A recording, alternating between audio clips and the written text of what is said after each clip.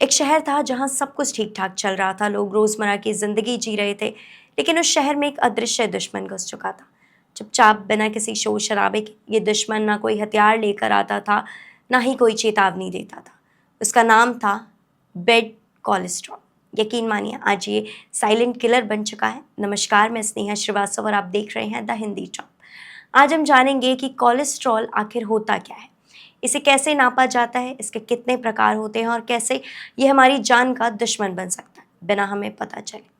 शुरुआत करते हैं एक आम आदमी राजेश से। राजेश रोज ऑफिस जाता है, मीठा भी खाता है, थोड़ा तनाव भी लेता है और एक्सरसाइज बस रविवार को करने का वादा करता है। राजेश की ज़िंदगी में सब कुछ ठीक चल रहा था, लेकिन एक दिन उसे हल्का चक्कर आया। अस्पताल गया, टेस्ट हुआ, रिपोर्ट आई और डॉक्टर ने कहा, राजेश तुम्हारा कोलेस्ट्रॉल बहुत बढ़ा हुआ है। राजेश हैरान, कोलेस्ट्रॉल? वो क्या होता है डॉक्टर साहब? डॉक्टर ने मुस्कुराकर समझाया कि देखो राजेश, कोलेस्ट्रॉल दरअसल इस तरह का फैट यानी वसा होता है जो मोम जैसा होता है और हमारे शरीर की हर कोशिका में पाया जाता है। ये हमारे शरीर के लिए ज़रूरी भी होता है, हार्मोन बनाने के लिए, विटामिन डी और खाना पचाने वाले तत्वों के लिए भी। लेकिन जब ये संतुलन बिगाड़ देता है तब बन जाता है खतरा। डॉक्टर ने राजेश को बताया कि शरीर में दो मुख्य प्रकार के कोलेस्ट्रॉल होते हैं, गुड कोलेस्ट्रॉल यानी एचडीएल और बैड कोलेस्ट्रॉल यानी एलडीएल। एचडीएल यानी हाई डेंसिटी लिपोप्रोटीन, जो शरीर में जमा हुआ फालतू फैट हटाकर धमनियों को साफ करता है। ये एक तरह का सफाई कर्मी होता है, इसे गुड कोलेस्ट्रॉल कहा जाता है। वही एलडीएल यानी जो डेंसिटी लिपोप्रोटीन, ये धमनियों में जमा हो जाता है और धीरे धीरे ब्लॉकेज बनाता है। यही बैड कोलेस्ट्रॉल है जो दिल की बीमारियों और स्ट्रोक का सबसे बड़ा कारण बनता है। अब सवाल ये है कि इसे नापा कैसे जाता है।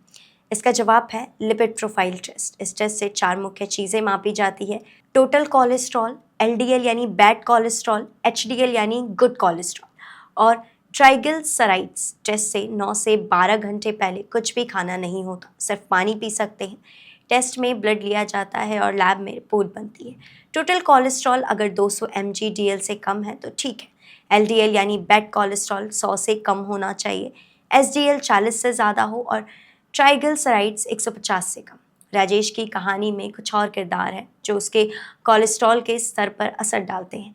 जैसे ही गलत खान पान, ज़्यादा तला भुना, प्रोसेस्ड फूड, चीनी और रेड मीट कोलेस्ट्रॉल को बढ़ाते हैं। दूसरा है तनाव, ऑफिस का प्रेशर, निजी ज़िंदगी की परेशानी, ये शरीर में कोलेस्ट्रॉल प्रोडक्शन बढ़ा देता है। धूम्रपान और शराब भी एसडीएल को घटाता है, यानी गुड कोलेस्ट्रॉल कम हो जाता है। व्यायाम की कमी से शरीर में चर्बी जमा होती है और एलडीएल बढ़ जाता है। उम्र और जेनेटिक्स से भी कोलेस्ट्रॉल बढ़ता है और कई बार ये अनुवांशिक भी होता है। फिर आती है कि इसे कंट्रोल कैसे करें। राजेश ने डॉक्टर की सलाह मानी और कुछ ज़रूरी बदलाव किए, जैसे रोज़ सुबह 30 मिनट की वॉक शुरू की, खाने में तली हुई चीज़ें कम की और साबुत अनाज, हरी सब्जियां, दालें और भरपूर ओमेगा 3 फैटी एसिड से भरपूर चीज़ें जैसे अलसी, अखरोट, चिया सीड्स को जोड़ा। खाने के बाद 10 मिनट टहला ताकि शुगर और फैट जमा ना हो। दही और छाछ जैसी फॉर्मेटेड चीज़ें ली जिससे गट हेल्थ सुधरे और कोलेस्ट्रॉल कंट्रोल में आए। रोज़ सुबह 10 मिनट ब्रीथिंग एक्सरसाइज की जिससे तनाव कम हुआ और कोलेस्ट्रॉल भी। स्ट्रेस की वजह से कोलेस्ट्रॉल का लेवल बढ़ता है। जब आप तनाव में होते हैं तो शरीर में कोलेस्ट्रॉल का प्रोडक्शन ज़्यादा मात्रा होता है, इसलिए हर रोज़ सुबह 5 से 10 मिनट तक ब्रीथिंग एक्सरसाइज करना चाहिए ताकि कोलेस्ट्रॉल का लेवल नियंत्रित रहे। इसके अलावा खाने में फॉर्मेटेड डाइट लिया, अपनी डाइट में दही, छाछ आदि का सेवन करना शुरू किया। इन चीज़ों में प्रोबायोटिक होता है जो गट हेल्थ के लिए बहुत फ़ायदेमंद होता है। हेल्दी गट एक्स्ट्रा कोलेस्ट्रॉल को शरीर से बाहर निकालने का काम करता है। 2010 की स्टडी में बताया गया कि प्रोबायोटिक बेड कोलेस्ट्रॉल को शरीर से बाहर निकालने में मदद करता है। इसका नतीजा हुआ कि राजेश की रिपोर्ट 3 महीने में बदल गई। अब एलडीएल घट गया, एसडीएल बढ़ गया और सबसे अहम बात, दिल स्वस्थ हुआ।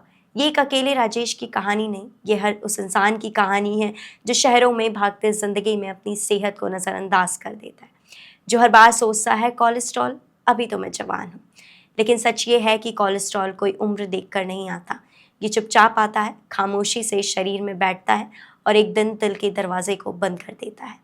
और जब तक बहुत देर हो चुकी होती है, इसलिए वक्त रहते सतर्क हो जाइए। अगर डायबिटीज़, हाई ब्लड प्रेशर या हार्ट डिजीज़ की फैमिली हिस्ट्री है तो और जल्दी टेस्ट कराइए। मोटे हैं या तनाव में रहते हैं तो बिना देर किए डॉक्टर से मिलिए। सिर्फ दवाओं के भरोसे मत रहिए, दवा के साथ दिनचर्या सुधारिए, क्योंकि साइलेंट किलर से लड़ाई सिर्फ अस्पताल से नहीं, आपकी थाली, आपकी नींद और आपकी सोच से लड़ी जाती है। तो अगली बार जब कोई पूछे कि कोलेस्ट्रॉल कितना है, तो गर्व से कहिए सब कुछ कंट्रोल में, क्योंकि अब आप जानते हैं कि बैड कोलेस्ट्रॉल अगर कंट्रोल में ना हो तो ये आपकी चुपचाप जान भी ले सकता है। आप हमें कमेंट में बताइए कि आपको ये जानकारी कैसी लगी। ऐसी ही और वीडियो के लिए आप हमारे चैनल द हिंदी टॉप को सब्सक्राइब करें और साथ ही बेल आइकन दबाना ना भूलें। इसके अलावा आप हमें एक्स, इंस्टाग्राम और फेसबुक पर भी फॉलो कर सकते हैं।